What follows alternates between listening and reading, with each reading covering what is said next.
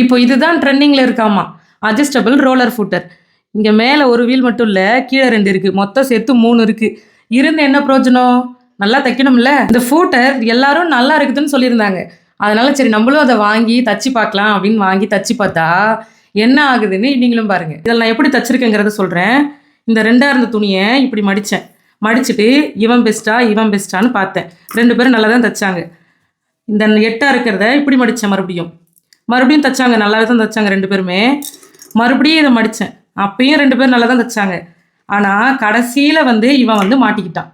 என்னன்னா, இப்போ நான் தைச்சதுக்கப்புறம் 2மே நல்லா தான் தைச்சிருக்கு தையல். இப்போ இது 2 பேர்த்தையும் நான் ஜாயின் பண்ண போகிறேன். இப்படி ஜாயின் பண்ணும்போது இது என்ன பண்ணுதுங்கிறத நீங்கள் பாருங்கள். முதல்ல ரோலர் இல்லாததை மாட்டி தைச்சு பார்க்கலாம். இப்போ 2த்தையும் ஒன்றா அப்படி ஜாயின் பண்ணி தையல் போட போகிறேன்.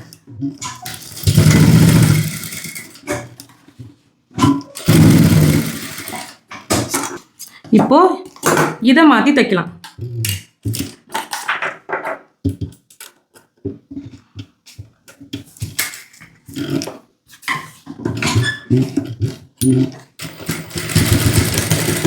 அவ்வளோதான், மாட்டிக்கிட்ட பங்கு.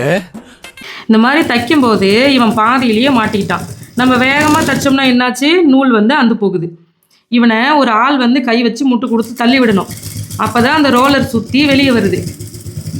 அதுவே நல்லா டைட்டாக பிடிச்சிருக்கு. துணியையும் இந்த மாதிரி ஆக்கிட்டான், ஒரே இடத்துல லூப் அடிச்சு.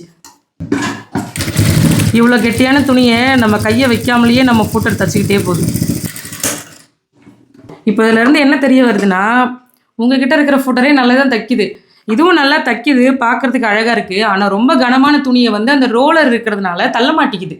இதோட விலை 450 ரூபாயாம், இது 250 ரூபா. உங்ககிட்ட நிறைய காசு இருக்குன்னா தாராளமாக நீங்கள் இந்த ரோலர் ஃபுட்டர் வாங்கி யூஸ் பண்ணிக்கோங்க. நம்ம என்ன தைக்கவா போகிறோம், மாட்டி வைக்க தானே போகிறோம் அப்படின்னு நினைக்கிறவங்க கண்டிப்பாக வாங்கிக்கோங்க. கனமான துணி மட்டும்தான் இந்த மாதிரி ஆக்கும், மற்றபடி நல்லதே தைக்குது. இந்த ப்ராடக்ட் உங்களுக்கு வேணும்னா லிங்க் மேலே கொடுக்குறேன். அதே மாதிரி ஃபஸ்ட்டு கமெண்ட்டாகவும் பின் பண்ணுறேன். உங்களுக்கு தேவைன்னா மட்டும் வாங்கிக்கோங்க. நமக்கு தெரிஞ்ச விஷயத்த நம்ம மற்றவங்களுக்கு சொல்லிக் கொடுப்போம்.